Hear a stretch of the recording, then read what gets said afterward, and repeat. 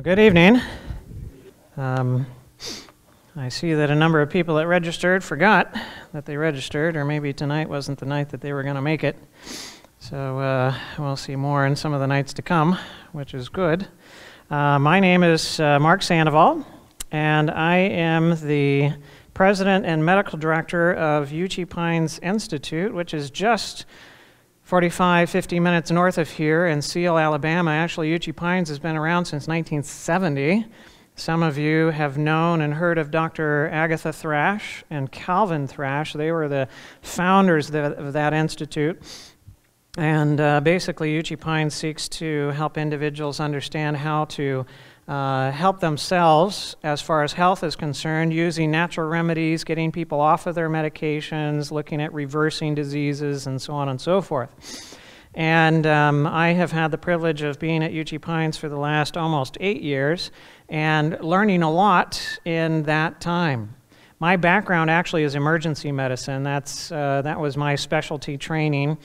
And I am also board certified in lifestyle medicine. Actually, was one of the first physicians in the United States to become board certified in lifestyle medicine, and that's been an exciting adventure as well. And this series that we are going to be going through is a very interesting series, because we're not going to get as much into diet in the evenings as you might expect. We are going to be covering healthy cooking and so on this coming Sunday, and I would definitely encourage you to come. But we're going to get into some deeper stuff too. And as we do so, I like analogies and I like stories. So we're going to look at a number of those, and you can see the little number there on the side.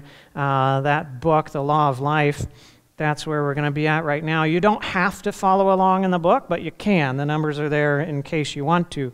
So that you know where we're at, because we're not going to be able to cover all the information in the nights that we spend together, but that which we miss out on, you have the information for. Also, if you are interested in how to be healthy from a nutrition standpoint, that one handout that you have, the Plant-Based for Life Starter Kit, that answers a lot of questions that individuals have in regards to, if I was cutting out meat, what would I do about proteins? Or what do you do with calcium? And so on and so forth. And then, can you actually really stay healthy? And are you missing out on nutrients that you need and so on? That answers those questions. But also, it gives you a 2-week meal plan for trying out a plant-based diet, and it gives you all the recipes for it and a plan for how to go through and fix it for people that are busy, and all you've got is cooking time on the weekend and a little bit of prep time maybe in the evening or the morning of each day, and how can you go about and incorporate that. The other handout that you have there, Winning the Battle, that one gives some practical tips on how to deal with high blood pressure, how to deal with diabetes, how to deal with high cholesterol, and how to lose weight, and just simple steps that you can take with each of those conditions that can help you with reversing those conditions or improving them on your own. And there are some warnings that are given in there, and I'll give you those warnings too. If you're on medication and you start applying these principles, watch out, right? Watch out, because if, let's say, for instance, you're diabetic and you start following these instructions and you're on medication, your blood sugar levels are going to start going down. And it could go dangerously low, so you want to work with your doctor. Right? You want to work with your doctor so that they can work with you in this process and work on your medications and what needs to be, what medications need to be decreased and so on and so forth as you're going through that process. If you're not on any medications, well, you can dive in without any concerns. It's going to be healthy. It's going to help. But just that little caveat, if you're on medications, then you really need to work with your doctor about that, because it works and your medications kind of work, and so the combination of the two of them can really work, and that doesn't work, right? So I want to look at trees first. Let's talk about trees. Trees, we can learn things about ourselves and how we function by looking at other things and how they function as well. There's common things amongst nature, amongst creation, and let's just imagine that it's now summertime, and you've got some trees, you've got some fruit trees that are there, and they've got fruit on them, and you walk up to the tree. What is one of the first things that you notice? Okay, well, it might be the fruit. Depends. Some of them, the fruit's kind of hidden. All right, the blooms, right? The blossoms that are there. The leaves, all right? Are they skinny? Are they round? Are they pointy? What, and so on. Maybe even the shape of the tree. Is it kind of like a point at the top, like pine trees, or is it kind of rounded like oaks and so on? So you get an idea of what's above the ground. That's the thing that grabs your attention. So with our tree here, the leaves and the fruit represent symptoms. Those are the things that get our attention when it comes to health or not health, right? Illness rather than wellness. And those symptoms might be things like pain or coughing or itching or other things like that. Is it comfortable or uncomfortable? It's uncomfortable, right? Those are uncomfortable symptoms when it's associated with disease and so on, and that gets our attention. That you notice, you see it, it's obvious, you want to do something about it.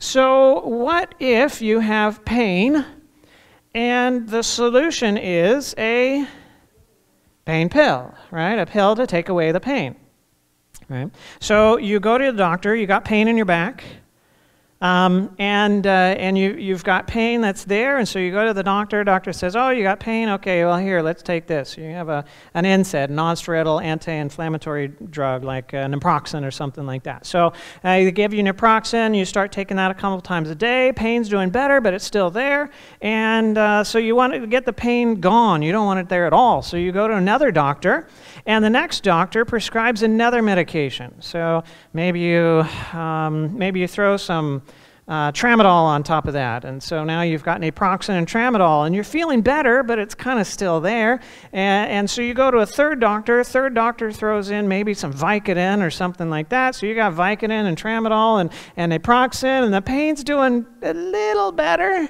and well, actually maybe a lot better. You're sleeping a little more, and so on, and you finally go to the fourth doctor, and the fourth doctor says, well, let's look at your back. And he looks at your back and, oh, you got a knife in your back.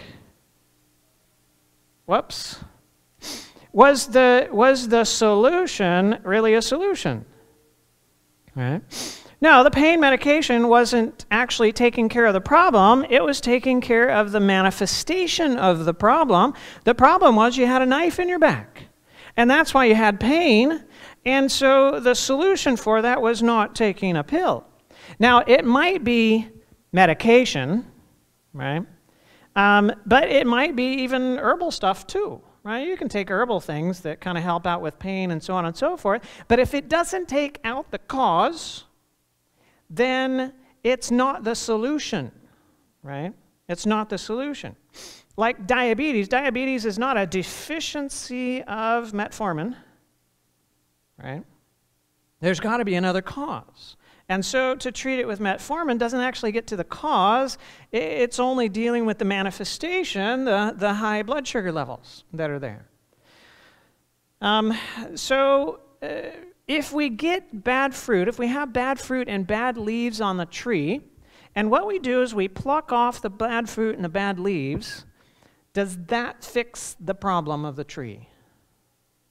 No, it doesn't fix the problem. It just fixes the manifestation. And so the things that we do, whether it's medication or herbs or maybe even surgery or other things like that, that actually don't remove the cause, it's just like picking the fruit and the leaves off of the tree. But the problem is not the fruit and the leaves, that's just the manifestation. Because the fruit and the leaves don't support themselves. What supports the fruit and the leaves? Well, they grow on the branches, and the branches represent our behaviors, our actions, right? It's the things that we do, it's what we eat, it's how we drink, it's what we breathe, and so on and so forth. Those are the actions that we have, and that supports the fruit and the leaves. So if the branches are good, the leaves and fruit are likely to be good, right? If the leaves are good, then the fruit and the branches are, if the branches are good, then the fruit and the leaves are likely to be good. And if the branches are bad, then it's going to promote bad fruit and bad leaves. Now, does it help to prune the branches on a tree that's diseased? Yeah, it helps, right? So to change your lifestyle, to change how you eat and drink and so on and so forth, it helps. But does it fix the problem? No, it doesn't get to the solution because the problem doesn't reside in the branches, right? The problem is deeper. What do the branches grow off of? The trunk. And the trunk represents our needs. You need oxygen. You need water. You need nutrients and so on and so forth. And therefore, you must eat, you must drink, you must breathe in order to supply those things that you need. Can you change what you need? Can you change the fact that you need oxygen? No. Right? Can you change the fact that you need food? No, you can't. Right? You can't change what you need, and what you need is dependent upon what you are. Right? What you are determines what you need. You're a Homo sapien. You are a human being, and so therefore you need a certain amount of oxygen, you need a certain amount of these nutrients, you need a certain amount of water, and so on. If you were a bush, well, you wouldn't need so much oxygen, you would need carbon dioxide, and the amount of nutrients that you'd need would be different, and so on, right? So what you are determines what you need, and you can't change what you need, so you've got to supply what you need. So those behaviors are what then supply what you need, right? So they supply what you need. So if your behaviors line up with your needs, what's going to happen with the fruit and the leaves? You're gonna have good fruit and good leaves, right? And if the behaviors don't line up with the needs, then a bad fruit and bad leaves, that's right. So, do you need Coca-Cola? No, you don't need Coca-Cola. Now, it's out there, it's consumable, and I've consumed a bit of it in my life, but it's out there. Do you need it? No, you don't need it. If you supply it, but you don't need it, now you're providing something you don't need. Is that going to tend towards good fruit or bad fruit? Bad fruit, that's right. So you get the idea, right? Now, the trunk doesn't support itself. What supports the trunk? The roots. All right, now we're getting below the ground. This is the stuff that's not so obvious. Right? Now we're getting to where you got to dig in order to find out what's going on. So, and in the roots represent our beliefs.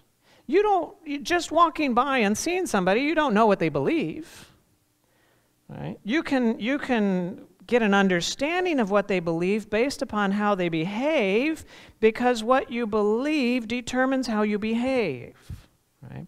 Your beliefs drive your behaviors. So if you believe you need Coca-Cola, what will you do? You're going to drink Coca-Cola, right? But do you need it? No, you don't need it, right? So if you think you need it, but you don't really need it, you're going to drink it, but you don't really need it, and that's going to then promote bad fruit and bad leaves. So what you believe is vitally important because it's going to determine how you behave, right, and what you do. So is it important that you believe according to what you need? Yeah. It's important for you to believe according to how you need, to what you need, because if you believe according to what you need, you're going to behave according to what you need, you're going to supply what you need, and that will promote healthy fruit and healthy leaves. Now, there's one other factor, and that is this. If you have a tree that is diseased, it's got bad fruit and bad leaves, is the problem the tree? What are you going to fix in the tree in order to correct the problem? All right, you've got to fix the soil, right? You've got to fix the soil. The problem's usually not in the tree itself. The problem is outside of the tree, right? It's the soil, and the soil represents our sources. Represents our sources. So if you have a bad source, let's say, for instance, you believe you need water, you're going to drink water. But if you have a bad source for water, it's polluted, then you're still going to have bad fruit and bad leaves because you've got a bad source. If you have a good source, then if you believe you need water and a correct amount, then you're going to drink a correct amount. It's going to be a good source of water. That will promote healthy fruit and healthy leaves. So if you want health, you've got to have a good source. You need to believe according to what you need, because that's the thing that doesn't change or can't change, your needs. Your behaviors then line up with your needs, and that promotes healthy fruit and healthy leaves. Right? How many of us need love? All right. Let me ask it a different way. Is there anybody here that does not need love? All right. So love is a need too. Can you change that you need love? No. And what determines that you need love? What you are, right? You're a human being, a Homo sapien. Human beings need love. And because you're a human being, you need love, and you can't change the fact that you need love. So, as with the other things, could there be a behavior or an action that's associated with love? Let me explain this just briefly. Those behaviors or those actions, everything that you need, let's go back to oxygen. You need oxygen. The oxygen that you need to live by, where does it reside? Inside or outside? Outside. So the thing you need resides outside, and you must bring it in, right? You must bring it in so that it might become a part of you. The water that you need to survive resides where? Outside, and so you have an action, a behavior to bring it in so that it becomes a part of you and you can live, right? Love, okay? Love is like every other need. It resides where? Outside, and it must be brought in. What is the action that brings in love? It's actually thought. It's thinking, right? It's when somebody tells you, I love you, right? When they tell you, I love you, how do you bring that in? Well, if you have no thought process, you cannot bring that in, right? You've got to think about it. You've got to accept it, take it in, make it your own, right? And so it's a process of thought that it comes in. And what you believe about love will determine how you behave or think relative to love, and will determine whether you get the love you need or whether you don't, right? And if you don't, will it produce healthy fruit or bad fruit? Bad fruit, yeah, and bad leaves. Just like if you had bad nutrition and bad water and bad whatever else, it'll still end up with bad fruit and bad leaves. And is it possible that there could be a bad source? Yeah. You can go to a bad source, and the bad source doesn't have what you need. And so therefore you end up with bad fruit and bad leaves in the end. Right?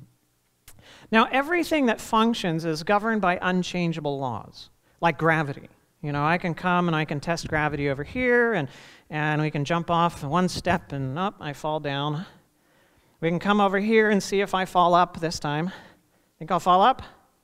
Woohoo! Oh, no, I fell down again. I could try, I can't do it, but I could theoretically try standing on my hands and try to jump the opposite way. Would I fall up? Which would be down for me? No, no. Well, gravity works anywhere you try it, everywhere you try it. It's a functional, there's a law that governs it, and the law is always functional, right? All functional laws are governed by functional things are governed by unchangeable laws. And it's true for our bodies too. For instance, your blood sodium levels, the amount of salt that you should have in your bloodstream is around 135 to 145 milliequivalents per deciliter. Depends on the lab that you're checking with, but it's quite close to that.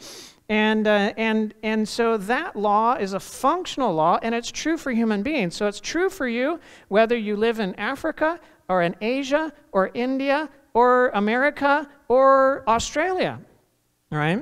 It doesn't matter if you're tall or you're short, you're wide or you're skinny. It doesn't matter what color your skin is. That's the law that governs the function of blood sodium levels because you are a human being. And that's the law that governs sodium levels for human beings. Whether you know it or not, whether you like it or not, or whether you believe it or not, it is what it is. Same thing with pH. Blood pH is 7.35 to 7.45. Now, there are a lot of people that believe that the more alkaline they get, the healthier they are, right? And in a sense, it's somewhat true because your bloodstream is always alkaline. There's only a few cases where I've seen somebody where the bloodstream is actually a little bit below 7. And those people have almost universally died. That's usually in the ICU. You know. So blood pH is between 7.35 and 7.45. Let's say that you believe that it's healthy to be alkaline and more alkaline than you are, and so you eat an alkaline diet, you drink alkaline water, you take sodium bicarbonate, and you do all this kind of stuff to make yourself more alkaline, and you push your pH and it goes from 7.45 to 7.5, 7.5 to 7.55, 7.55 to 7.6. Are you getting healthier? No. No. You're not getting healthier at all. You're developing an alkalemia, and the body starts dysfunctioning because of that. Even though you think you should be getting better, you actually get worse. Why? Because your thinking doesn't change the law. The law is what the law is, and it's true for every human being. And so if you don't think according to the law, you might not behave according to the law, and then you start deviating from the law, and then there's dysfunction associated with it.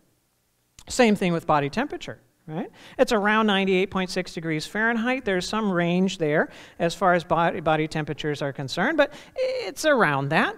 And so if you, let's say, for instance, we have one of the children, they watch a movie, and it's about some characters that can live in a frozen state. I won't say a name, but, they want to live like that as well. They want to be frozen.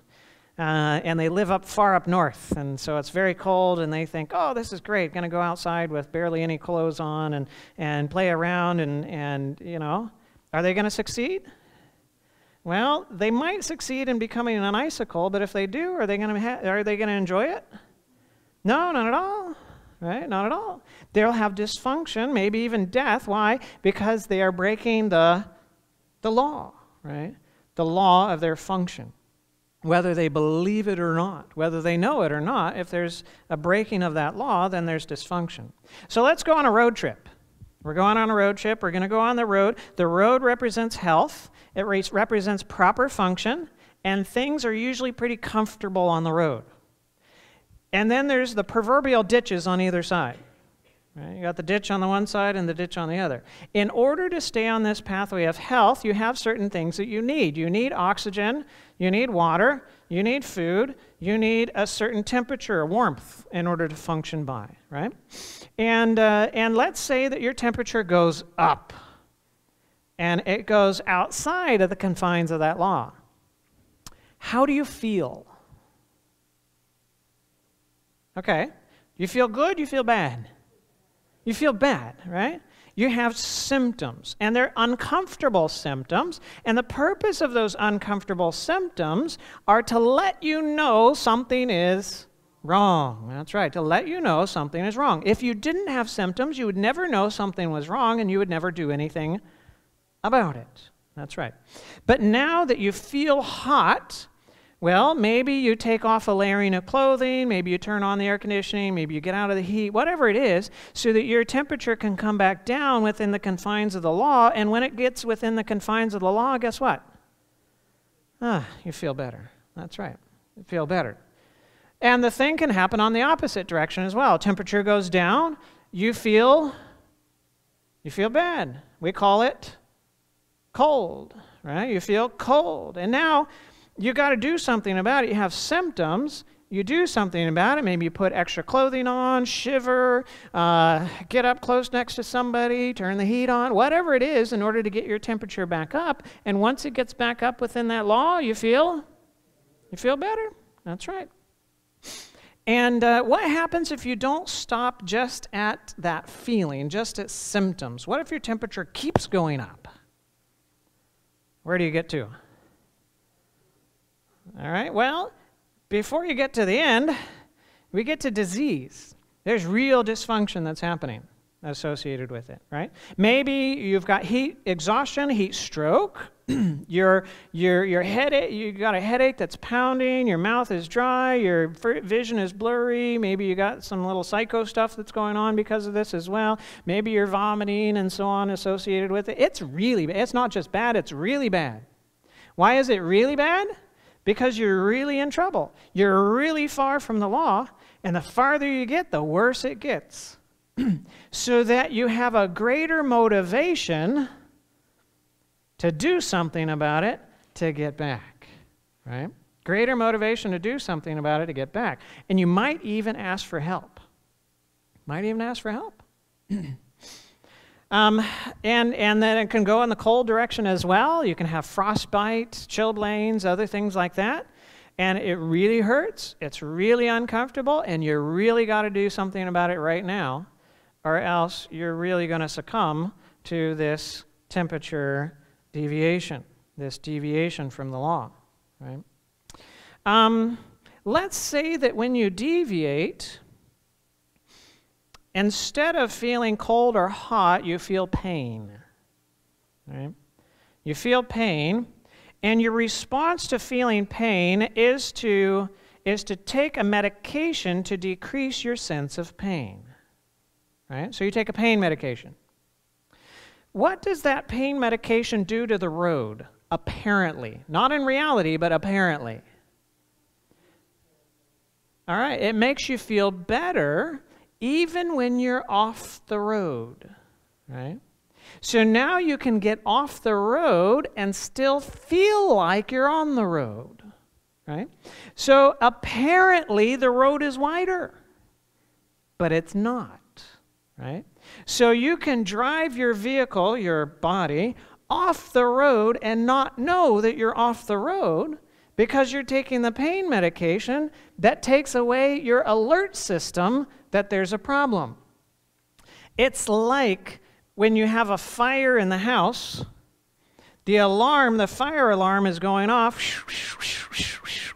and the pain medication is turning the volume of the alarm down, right? That's really kind of the function. It's taking the alarm away from it so you're not so alarmed by the thing or annoyed by the thing, but it doesn't take away the fire. In many cases. There's a few cases where it actually gets to the issue. But in many cases, especially when we're talking about pain, it doesn't take care of the problem, Right? It doesn't take care of the fire. And so you end up getting farther and farther off the road, not knowing that you get off the road, not having a motivation to get back. So pain medication is great when it comes to things that are short term. Like you have surgery, please, right? Cut me open, give me something first, right?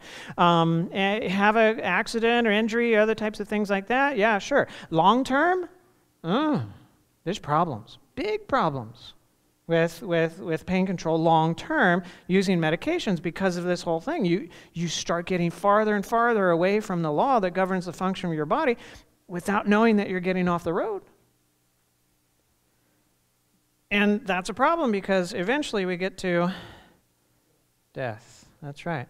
You start with proper function, but the farther you get off the road, you get to more and more dysfunction until finally you get to no function at all. Right?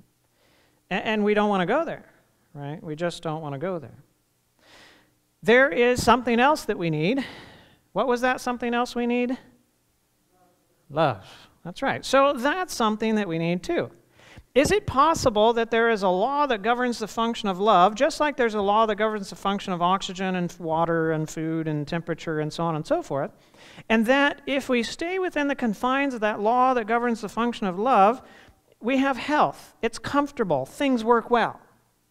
But if we deviate from that law, then we can have symptoms, disease, and even death. Yeah, I submit that that's the case. That's possible. So health is proper function because the law is followed, and disease is dysfunction because the law is broken.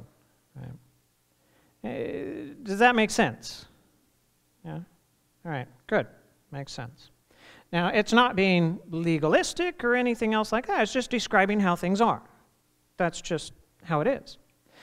Now, when you think of law and keeping it or breaking it, what word comes to mind when you think of breaking the law? Okay, so we got a chorus over here, sin, right? So it's true, the Bible tells us that sin is breaking the law, right? We're told in 1 John 3:4, sin is the transgression of the law. What does that have to do with health? Everything. Everything, right? What law is it talking about? Well, it's talking about God's law, right? The moral law. And what's the foundation of God's law? It's love, right? It's God's character. That's the foundation of that law. Jesus said in Matthew 22:37-40, he said, you shall love the Lord your God with how much? All your heart, with all your soul, with all your mind. This is the first and great commandment, and the second is like it. You shall love your neighbor as yourself.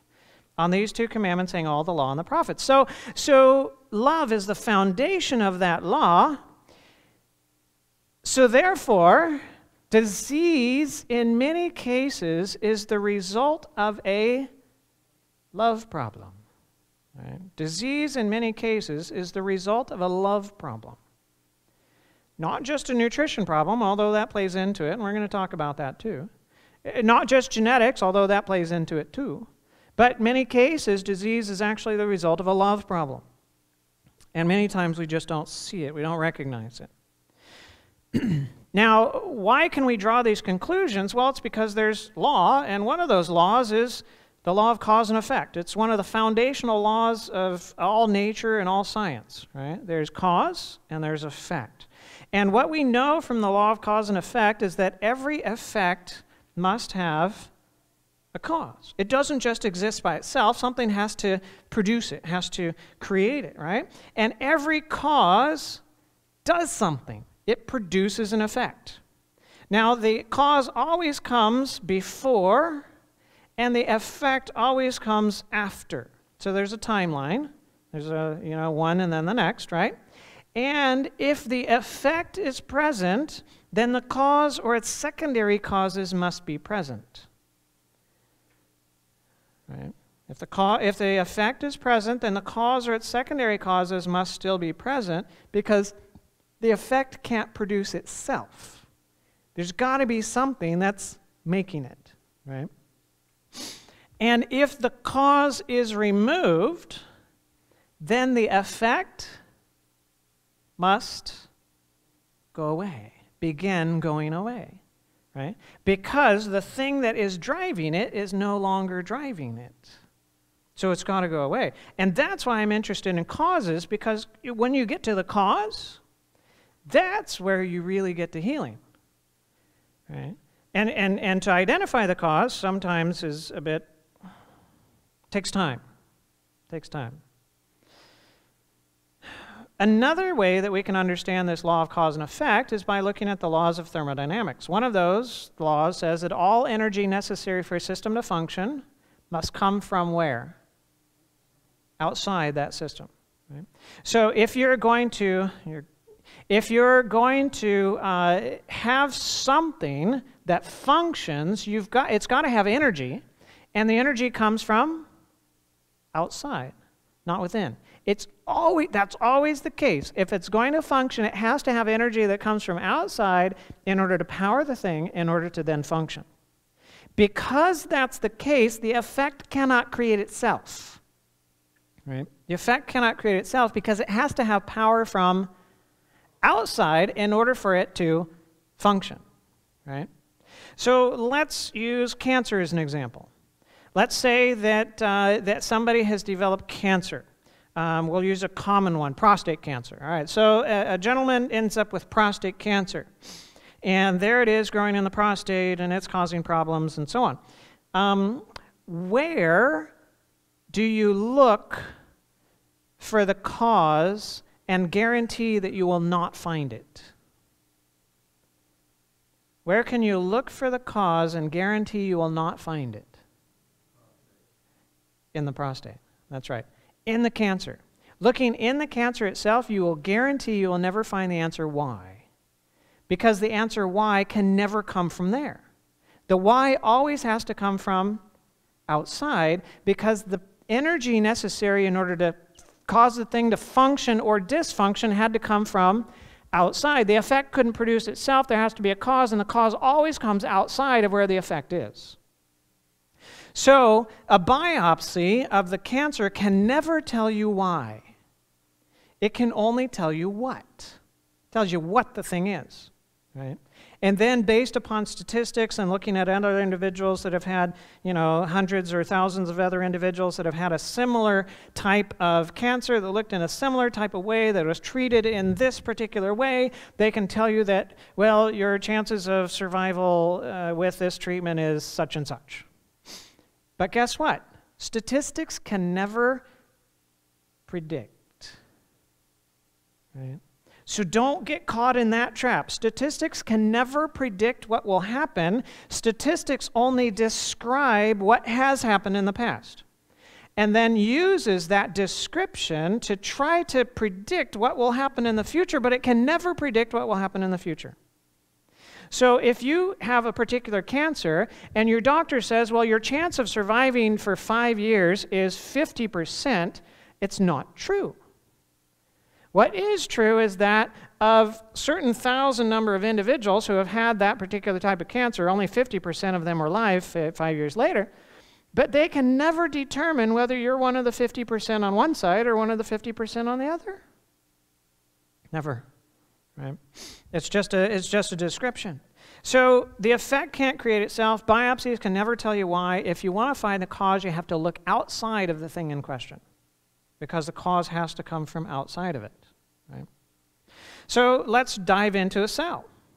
You and I have about, 50 to 100 trillion cells in our body. We have over 250 different types of cells, and each type of cell has particular functions. And those functions, we can understand cells in a simplistic standpoint, kind of like little factories. And of course, factories produce a product. And in order for a factory to produce a product, you must have raw materials. Right? Because factories actually don't create from nothing. They rearrange. Right? They will take something, they will rearrange it, and then put it out as another product. All right? So they have to have raw materials, and the cells are just the same way. They need oxygen, they need water, they need food. These are chemicals, so the cells need chemicals as the raw materials in order to function, and because they use chemicals as their raw material, guess what kind of product they're going to make? It's going to be a chemical product. So cell signaling molecules, cell adhesion molecules, autocrines, paracrines, cell signaling, all that kind of, they're all different chemicals that are made.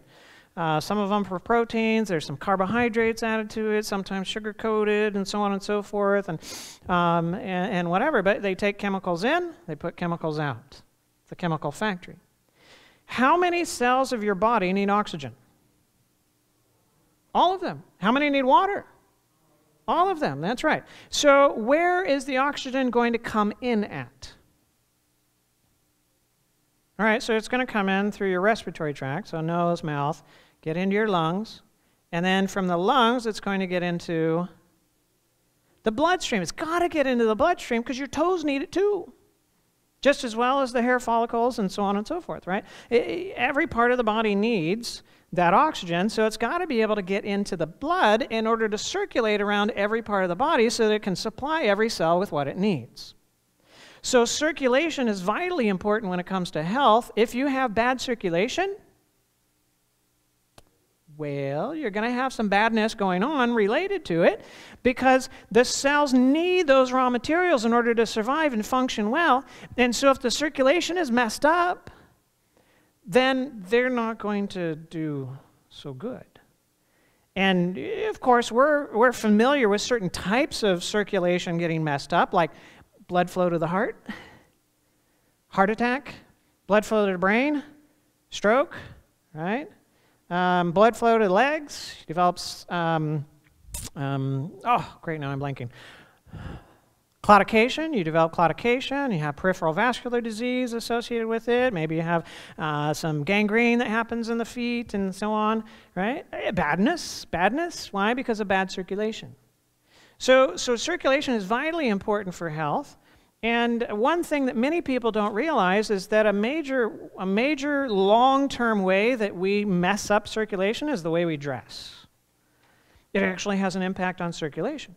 Because cooler parts of the body, there's a function there. If you're exposed to cold, blood vessels constrict. If you're exposed to heat, blood vessels dilate, right? So the hotter areas are more dilated, the colder areas are more constricted. And so you can manipulate circulation by temperature, right? You can do hot applications to certain areas to increase blood flow to that area. You can do cold applications to other areas to cause blood flow to go away from that, to decrease and so on. But many of us don't know how to dress well so that we cover evenly the body so that there's an even circulation, right?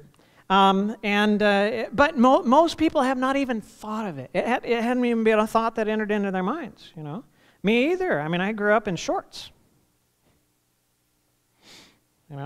and so maybe there was some even circulation because most of the body was exposed. But I don't advise the naked plan. All right, the well-clothed plan is a good one. These cells that are producing these products, that have to get these products to all of the different parts of the body, the cells of the body, they still can't produce anything because they're still missing something important. You're still missing the power, right? Every system that functions must receive its energy from where? Outside. That's right, outside of it. And before I dive into this a little bit,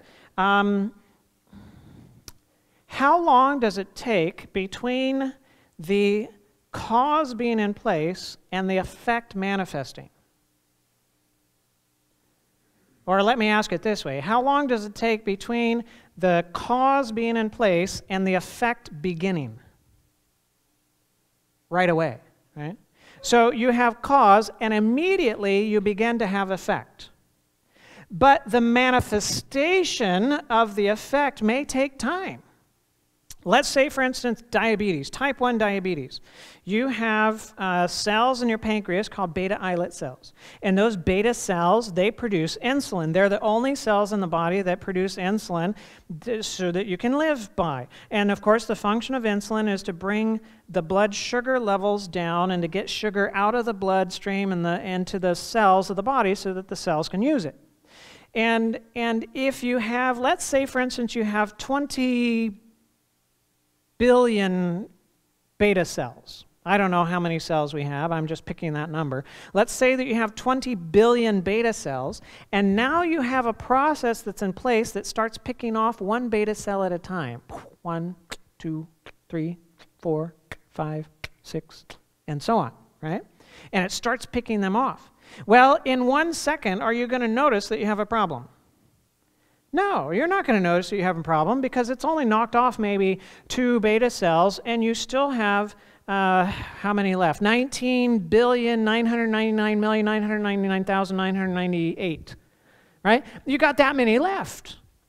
So you're not going to notice that you have a problem, but as that process continues and it knocks off more and more beta cells and so on, typically you have to knock off about half of those cells that have that function before it really starts manifesting.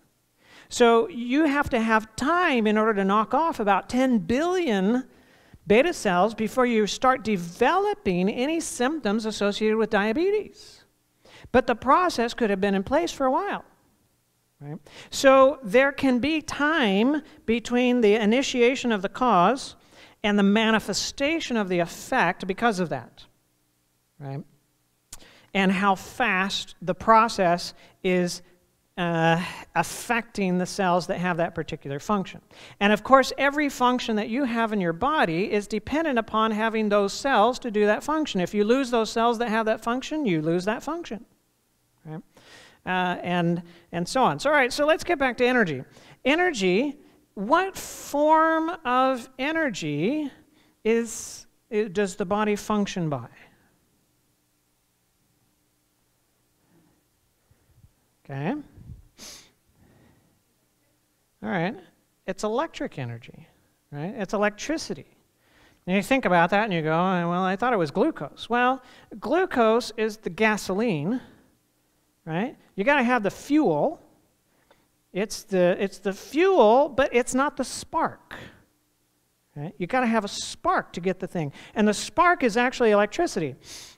We know the cells have a membrane around the outside, and that membrane keeps things outside and it keeps other things inside.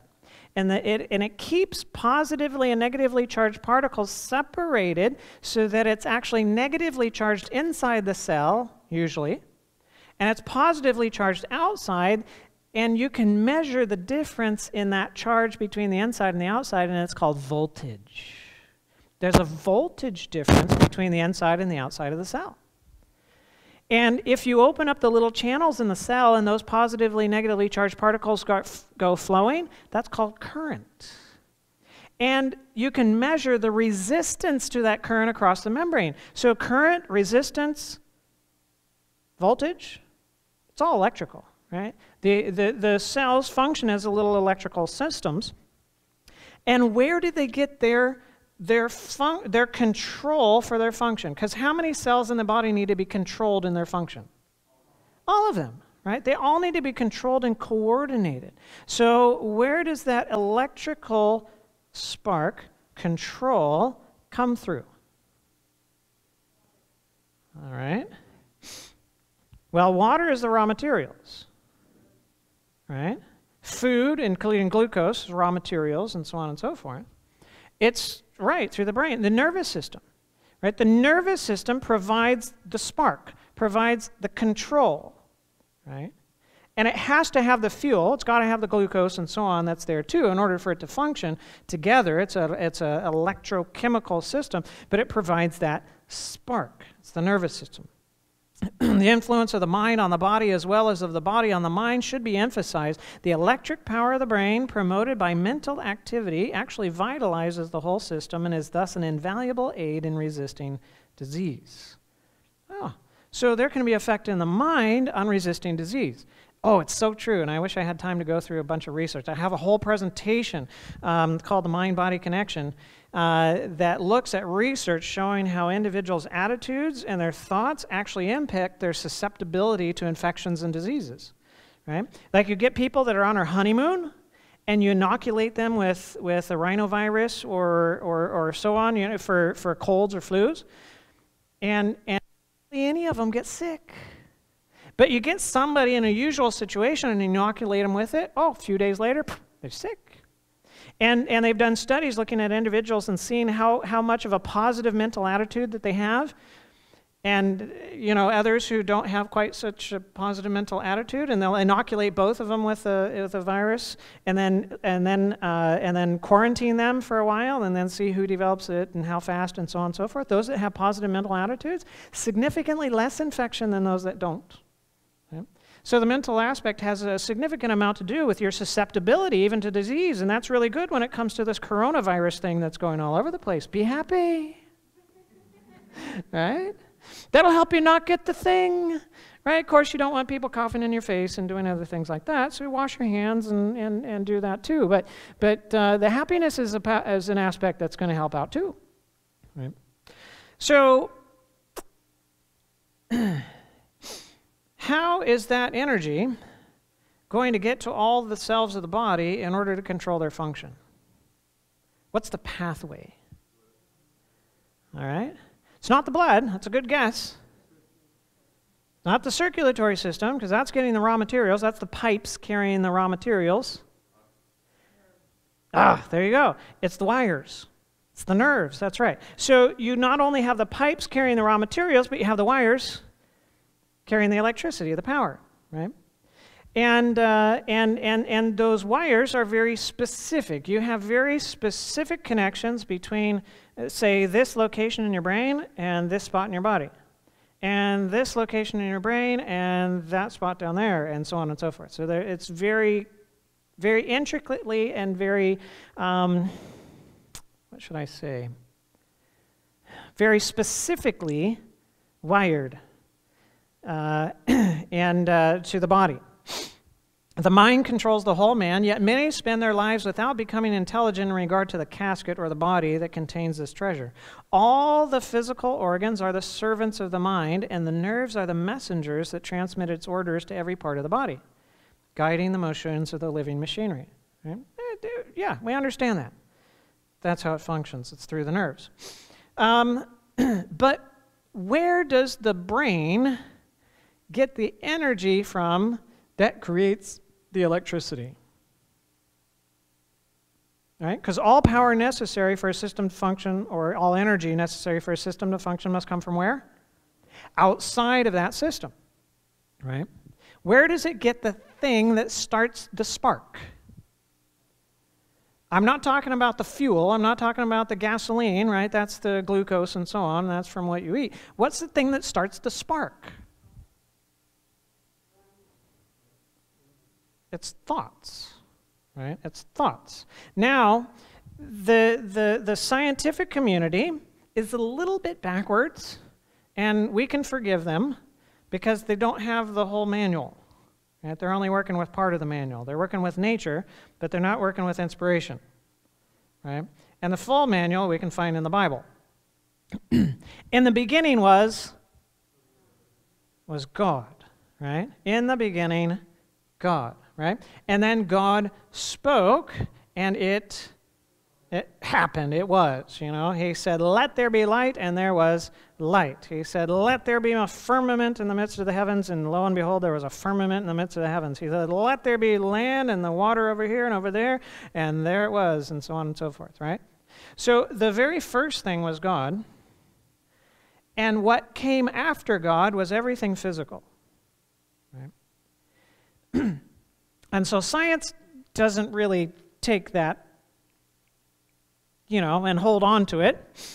Science believes that everything that is physical explains that which is spiritual. Right?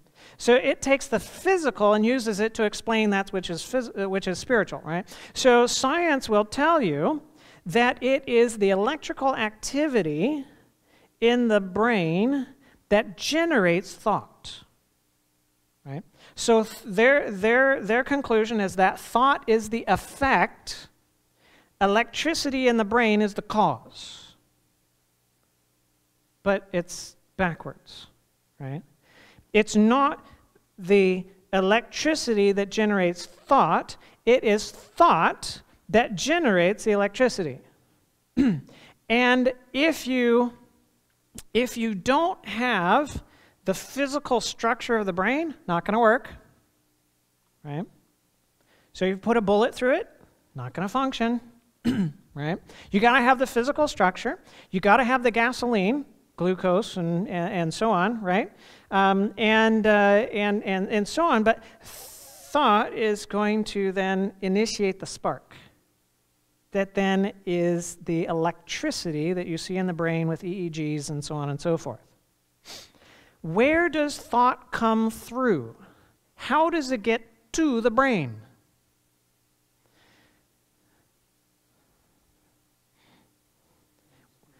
Well, let me ask you this. How much does thought weigh?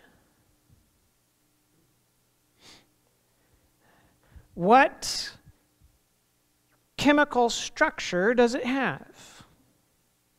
How many atoms, how many protons, neutrons, or electrons are in thought? Right? None. It's spiritual, not physical. But it has physical results, right? It has physical results. And in order to get to the brain, it has to go through also something that is spiritual, which is your spirit, right? Your spirit. And I'm going to explain this from the Bible pretty soon here, right? But through your spirit comes thought or spiritual information. And when that thought or spiritual information impacts the cortex of the brain, the power is converted from that spiritual power to electricity. And then we can measure that electricity with human machines and so on and so forth. We can't measure the spiritual stuff. And that's why science is a bit struggling when it's coming to its conclusions, because it can't measure the stuff that comes before. We have the privilege of having the operating manual, you know, God in the Bible telling us how the thing actually is. And so we realize that there's stuff that comes before it than what we can actually measure. So as thought, spiritual information comes through the spirit, it impacts the nervous system, which generates electricity. That electricity is then conducted down the nerves to the various different parts of the body in order to empower and control the function of the cells of the body. Does that make sense? All right. Is that clear? All right. And how is it that God communicates with us? Same way. Right? Yeah, it's through the Spirit. Impacts the brain, creates electrical activity. We have thought associated with it, right? And then that is transmitted. It doesn't just remain here. Every thought we have gets transmitted. And it has its effect on the body. Right? It has its effect on the body. So the brain nerves that connect with the whole system are the medium through which heaven communicates with man and affects the inmost life and the function of the body. So what, all right, I just gave that away. So what does the Spirit need? That's right. The Spirit needs love, right? Your toenails don't need love. Your pancreas doesn't need love. Your heart even doesn't need love. But they all need the effect of love. It's the Spirit that needs love. And so when the Spirit gets the love that it needs, then that spiritual information creates the correct electrical activity in the brain, which is then transmitted down the nerves to the different parts of the body so that it has a proper function. Proper function. If it is not love, but let's say it's selfish jealousy, or it is guilt, or it is bitterness, or it is resentment, or it is any of these other things, what's then going to be the chain reaction? Well, if it's that stuff coming through the Spirit, it's going to have a different electrical function. That will then be communicated via those very specific connections in the brain to a particular area of the body, and then will begin dysfunction. Right? Then will begin dysfunction. Have you ever wondered why, when somebody develops, let's say, cardiovascular disease, and they have a blockage in, let's just say, one of the arteries, for simple sake, right? Let's say it's the circumflex artery, the first main branch off to the left of the left main coronary artery, and then you have the left anterior descending, and you have your circumflex that goes around. So let's just say it's a circumflex, and the circumflex gets a blockage, and it's a 99% blockage. You only have 1% of that lumen that's left in order to get blood flow through. You've got badness that's happening in the rest of the heart that's being supplied by that blood vessel, because that artery, because it can't get enough blood there in order to supply the fuel for those cells in order to function. But what do we say is the cause of that blockage? Cholesterol. That's right. We say that it's cholesterol. But what was the concentration of cholesterol in the blood just before the plaque, at the plaque, and after the plaque? Wasn't it the same? Yeah, it was the same, essentially, right? The concentration of cholesterol before the plaque, at the plaque, and after the plaque was the same. So how come it started collecting right there and not over there and there? And why don't we have 99% blockages everywhere? But it's in that one spot. It can't be the cholesterol. Now, we know cholesterol is part of it, and if you take the cholesterol away, it won't collect there. And so cholesterol is a cofactor, but it's not the cause. There's got to be something else that causes it to happen. Well, diet provides the cholesterol, but that's all it does, right? So diet can't pick the location. Diet can only provide the substance that gets collected there, and yes, by changing your diet, you can decrease your cholesterol levels, and you can start, in fact, if the diet is clean enough, you can actually start having a reversal of that plaque because you have such low cholesterol levels, and the HDL starts getting in there and removing some of the extra cholesterol. We see that in research, right? It's there. But diet cannot be the cause of that spot. It's got to be something else. Right? It's got to be something else. It could be this. Could be. Doesn't have to be. There's another option. Another option is environment. Right? You can damage the wall of the artery somehow, and then you have an inflammatory repair mechanism, and with inflammation, then you can have the immune system that gets stimulated, and white blood cells that have accumulated extra cholesterol get in there and start to develop, putting plaque in there, and so on and so forth. But if that was the case, your repair mechanisms are usually just in place until the thing is repaired, right? So if it was a damage to the wall of the artery, then once the wall of the artery is repaired, then that mechanism shuts down, turns off. So if it continues, and it continues accumulating, you got to have something that's still there driving it. Because the effect doesn't create itself. There's got to be a cause that's doing it. It could be, I propose to you, it could be that the bitterness you have against so-and-so for the thing they said or did, impacting the brain in the right location, being carried down the nerves, ends up to a nerve ending in that location, which then leads to a signal that causes an inflammatory response, and then an accumulation of cholesterol and a plaque development right there. Ooh, ooh, ooh, ooh, right? Really? If that's the case, then when we think of heart disease, we got to start looking in a really entirely different place. when we're looking for causes and when we're looking for solutions, right? Yes, we need to change our diet, and we're going to be talking about that on Sunday, cooking class and all that kind of stuff. It's important. Let's do it, yes. But the diet's not the cause. It's only a part of the problem. We got to start looking deeper when we're thinking cause. So the brain, the nervous system, the body, everything that it's attached to, that's the body. And then you have the spirit. And those come together to form what the Bible calls the soul. And I'm just going to put mind on there, because that's something we all know mind.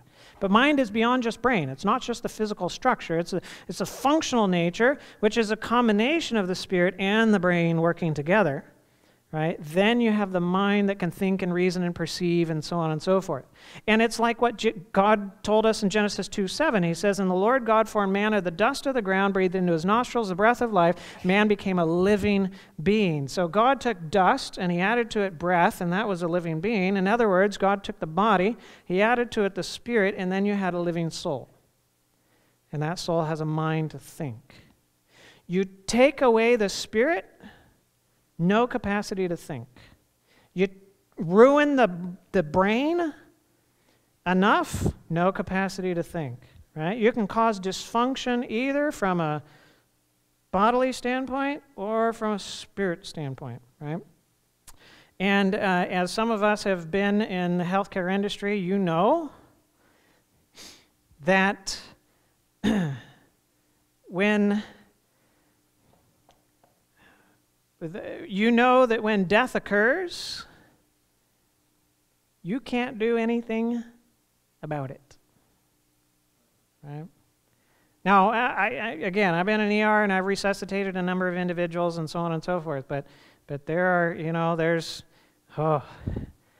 cases where you want to bring them back and you want everything in the world to bring them back, and you can't bring them back.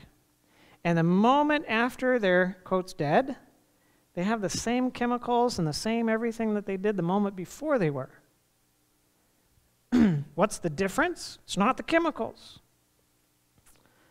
It's about that separation and death coming and the sleep that comes along with it.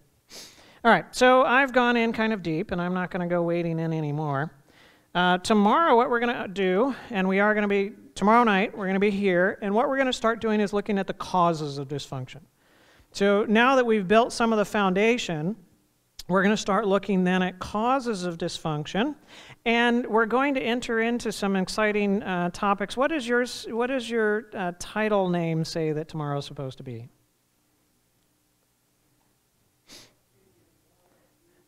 Can your boss give you cancer? Right? Can your boss give you cancer? Right? Can you blame your boss for the cancer that you developed? Right? We're going to explore that one tomorrow. That's an interesting topic. Right? And we're going to go deeper.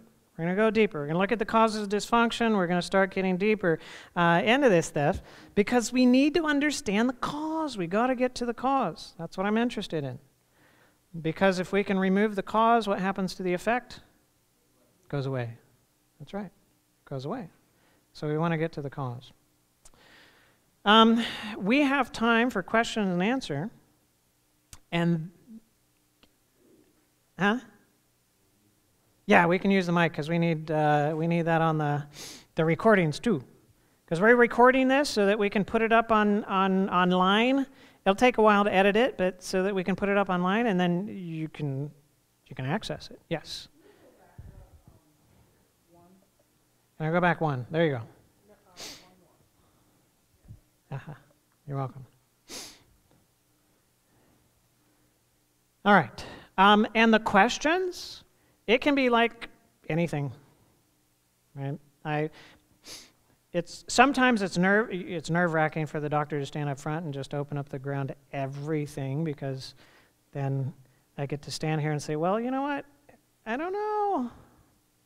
I haven't heard that one yet. I'll have to look into it and then give you an answer tomorrow. But yeah, it doesn't have to necessarily be on this. We can talk about diabetes, heart disease, other types of things like that, natural remedies, conventional stuff, questions that you might have about yourself or family members or other things from that standpoint. Any questions? All right. We'll get you the microphone. All right. For instance, you're in a bad car accident and you have a lot of pain day after day after day, and can't that eventually bring on cancer or something bad like that? Pain itself, day after day, would not be a cause for cancer. How you respond to that pain can be. Right? So if you respond to that with resentment and bitterness, if you respond to that with blame, if you respond to that with despondency and so on and so forth, those responses to the pain, that can be a cause of dysfunction to the body. But let's say, for instance, you had an accident, and after the accident you had pain for months, years, or something like that. But every time you felt the pain, your response was, Lord, thank you that I'm alive. And you've given me the gift of another day of life. I don't like this pain, but it's a reminder that I'm alive and I need you, and I'm not going to get through this day without you, and so on and so forth. That's not going to bring about dysfunction, right?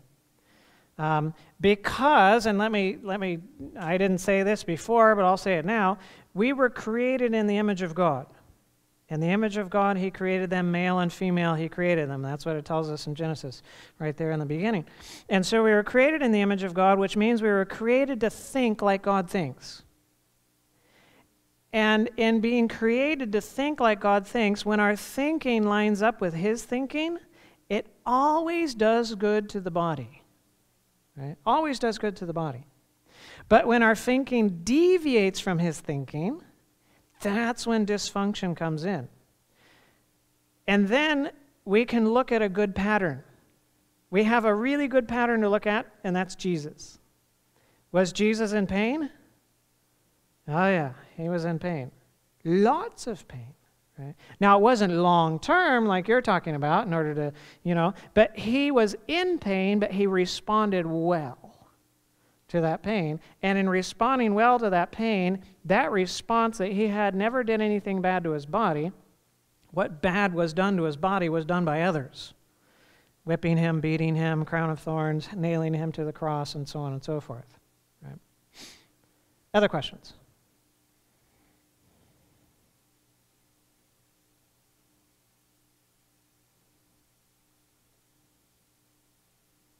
We got to warm up a little bit, right? Have a couple more nights together, and then we feel comfortable and can actually ask questions and so on. All right, that's fine. That's fine. Yes. I'll get the microphone to you. Can your thinking reverse disease?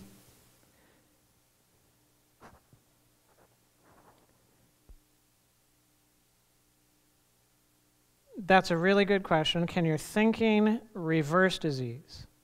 It's not so much that your thinking reverses disease, but it's that when your thinking is corrected, that the mechanisms that God has already put in place in the body begin to function correctly, right? So the immune system, which we call an immune system, but it's not really an immune system, it's a response system. It's a repair system that's there, and that repair system is able to function the way that it needs to without being impeded by that interference, and then can go about its work of healing, right? And so... yeah, it's more that when the thinking is correct, then it allows those natural functions of the body to be correct in its restoration process that it's trying to bring about anyways. Yeah. Yeah. Other questions? That was a good one. There we go. Can you explain to me about the body fat, the numbers that we got? Okay. The body fat percentage, first of all, the scale. How does the scale estimate your body fat? Well, first of all, it takes into consideration your height and your weight. And it throws you into a generalized category of what your body fat percent should be based upon your weight and your fat. And then it uses electrical impedance. And so you stood on the plate with your bare feet and you held on with your hands. What it's doing is it's sending a little DC charge through your body, and it's measuring how much of it comes out through the handle or from the handle to the feet. I don't know which direction it goes. But anyways, it's measuring how much resistance it gets there. Why? Because it's fat, it doesn't conduct electricity well, but muscle does. And so the more of that electrical signal gets through, the more water/muscle content you have, and the less of it gets through, then the more fat content you have. And so by doing that, it estimates what your body fat percentage is. And then, I don't have it memorized, but there's a chart that shows if you are a female of a certain age range, your body fat percentage should be in this range, and if you're a male of a certain age range, then it should be around here. And whether you're at the average or whether you're high or whether you're low as far as body fat percent is concerned, if you end up being high, well, that means that we need some more muscle and we need less fat. And that usually means exercise and weight loss, right?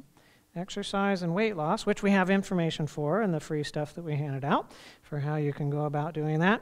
And if the body fat percentage is low, praise the Lord, hallelujah, jumping jacks, somersaults, and praise God. And if it's normal, well, normal isn't necessarily always healthy. Normally, people die from cardiovascular disease. So we want to aim for ideal and not necessarily normal. Did you have further questions about that? All right.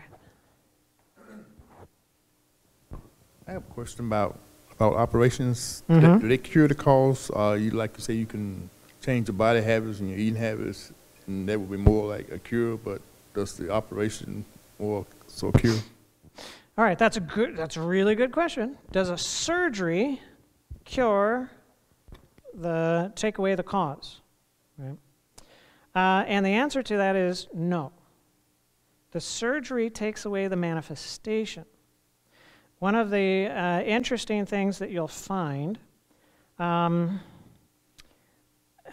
because of this law of cause and effect, if the cause is present, it must produce an effect. It's got to manifest itself somehow.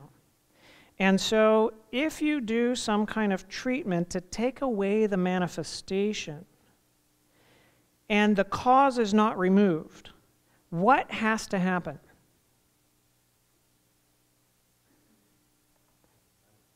It's got to manifest again. But it might not have the same place to manifest. So it's going to have to manifest somewhere else, right? By law, any treatment that does not remove the cause must produce side effects. Right? Any treatment that takes away the manifestation but does not fix the cause must produce side effects because the cause must manifest itself. And if it can't manifest itself this way because you have removed that by some form of treatment, then it must manifest itself that way. And the more powerful the manifestation and the more powerful the treatment, the more powerful the side effect that comes because of that. And so not infrequently you will have an individual that has a manifestation. Let's say, for instance, that they had a cancerous tumor, right? And they have surgery and the tumor is removed. And then some individuals Well, they develop blood clots. And there's a manifestation elsewhere. Or they'll have some other complication, or they didn't have blood pressure problems before the surgery, and now the manifestation is removed, and now they start having blood pressure issues afterwards. Well, we tend to blame it on the anesthesia or other types of things like that, or we're not exactly sure what happened in surgery and why they ended up having high blood pressure afterwards. But it's very likely that it's because the cause still remains, but the effect has now been removed, and now another effect must manifest in order to show that the cause is still there. Right? And it's by God's grace that there's the manifestation. Because if there wasn't a manifestation, we wouldn't know that there was a problem so that we might do something about it. Right? The manifestation is not the problem. It's actually part of the solution. It's the cause that's the problem. Right? Yes? I have one based on that in your answer. Is that why medications have side effects? Because you're not taking away the cause, you're dealing with the symptoms, so they have side effects because the cause is still there. Right. Yeah. And they're affecting, medications are not so specific that they only affect one system or one particular target, even though they try to have targeted medications, they don't. It also affects other systems and other targets that they weren't intending with it. But yes, that is why medications have side effects, is because the cause still remains, but the effect is being taken away, and it still has to have a manifestation somehow. Mm-hmm. All right, well, I'm going to pray so that whoever wants to run away can. And if you have any other questions for me afterwards, that's fine. I'm here. We can do that. Again, invite friends and family. Let them benefit from this too. It's free. And those that have your numbers, talk to Nessie afterwards, and we'll get things scheduled for consultations. Let's pray. Dear Heavenly Father, we thank you for your abundant blessings. We thank you that you have made us in such a marvelous way. And Lord, as we spend time together to understand how you have made us and how we function and the dysfunctions and how we might regain that proper function, we ask for your wisdom and your insight because, well, it's beyond us. And we thank you for giving it. And so draw us closer and closer to you and help us to obtain that health and healing that only you can bring about, we pray. In Jesus' name, amen.